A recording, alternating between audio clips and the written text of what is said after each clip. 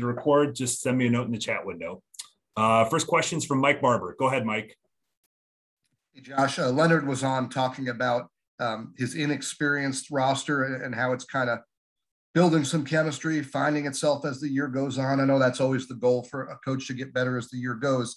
When you look at Florida State, what areas are they getting better in that you can kind of pick up on film? Yeah, I mean, I think they're really good, Mike. And you got to give Coach Hamilton just, so much credit. I mean, his teams are just, they're just really good. They've got a lot of really good players.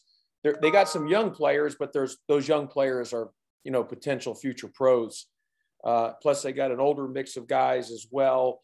You don't, and I've said this, 1,000 times. I mean, Coach Hamilton's a Hall of Fame coach. I mean, he's a Hall of Famer, should be in the Hall of Fame for all the success that he's had at the, multiple programs that he's had. I think he's coming up on, maybe he's already over 600 wins, but I think if you get 600 wins, you probably should automatically be in the Hall of Fame. So he's just a Hall of Famer. He's an incredible coach.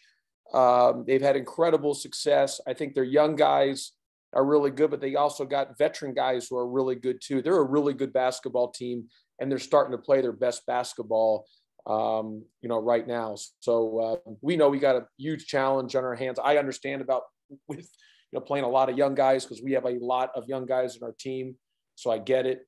And but you got to give him a lot of credit for him to do what he's doing this year and have their team play as well as they are. And we've spoken a few times about kind of finding some other consistent scorers with DeVoe and Usher to back them up. How would you evaluate how that process has gone? Well, unfortunately we've been inconsistent on that. We've gone through a lot of scoring droughts this year, and that's been a real issue with ours. And we're very young in a lot of areas. And so when you're relying on young guys to put the ball in the basket for you, especially if those other guys maybe have an off night, it just makes it really hard. And, obviously that's where losing Bubba Parham for the year has really hurt us just because of his ability to score. And, I'm usually a guy that plays just 6 or 7. And for this year, because we're trying to find somebody to help with scoring and everything else, I've been playing 10 guys, sometimes 11, and that's just a lot. Probably too many. And maybe that's been an issue as well, which falls on my shoulders. But you're just trying to find and search, can another guy step up for that third score? And, obviously coming in the year, I thought that was going to be Parham, but, with his injury where he's out all year, we've just gone through a lot of scoring droughts. But for us to have success, we've got to be better defensively. We've done a good job at forcing teams in turnovers, getting steals and guarding the three. We have not done a good job of guarding in the paint. And that starts with transition defense. We have to be better in that area. Thank you. Yep. Thanks, Mike. David Teal, go ahead. Josh, what does a game such as yesterday's do for you? Well, we won by 50. If I could have, my dream would be just to go out. If I could have, resign and retire in that type of game and just go out, when you're making 15 3-point shots and you win by 50, that's the way you want to go out. But I hope that's 30 years down the road, in that, not today. So not today, but no, look, we won, we had to get the game because we played Alabama A&M. We were scheduled to them. Then we had the COVID pause and they couldn't play yesterday. So we were scrambling and we had to get a game, but I thought that was good for us. We needed to see the ball go through the hoop. I understand yesterday we're not playing Florida State or Miami. But we needed to see the ball go through the hoop. And regardless of who we played yesterday, we played well. We played the right way. We did the right things. It's why we shot the ball well. I thought the ball really moved with rhythm, flow, and energy. And when you're playing the right way and really focusing on the defensive end and effort and energy, the ball will usually find itself through the net. So no matter who we played we would have shot the ball well yesterday, I think, and hopefully we can continue that.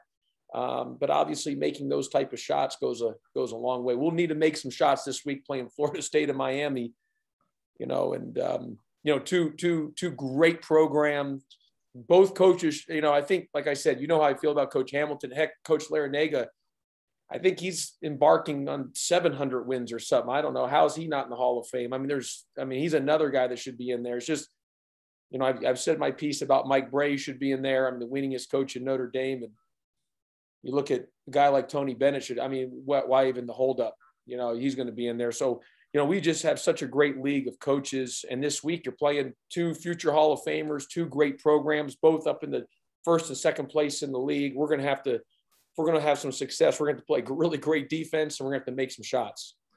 You mentioned playing Florida State and Miami back-to-back. They are 2 of the 4 teams tied in the loss column atop the league.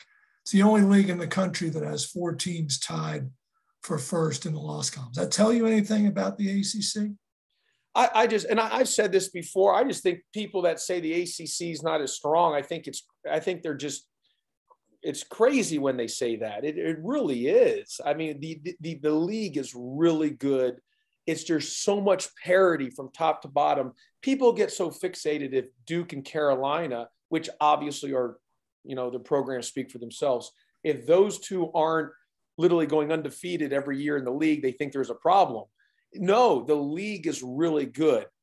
Everyone is really good in this league. There's so many good coaches, so many great players. This league is just awesome from top to bottom. And it's a credit to teams like a Carolina and Duke and, who've helped make everyone else continue to have to rise their level. But the league is just from top to bottom. Anyone can beat anyone.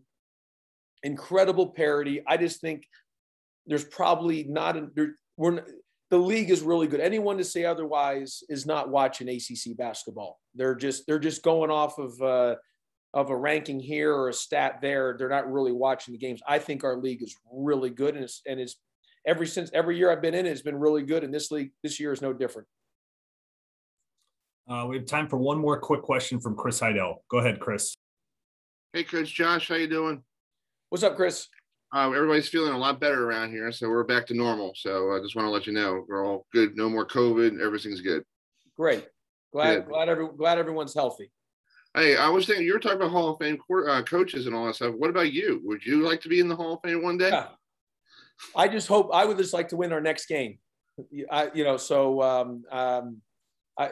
got a long way to go before I can. I'm 44. I just hope I can coach till I'm 45, for crying out loud. I'm hoping I get till Tuesday. So, but in all seriousness, those guys, and we've got Hall of Fame guys in our league, but Leonard Hamilton, I don't know, he's got 600 some odd wins, or if he's close to it, what he's done, he should be.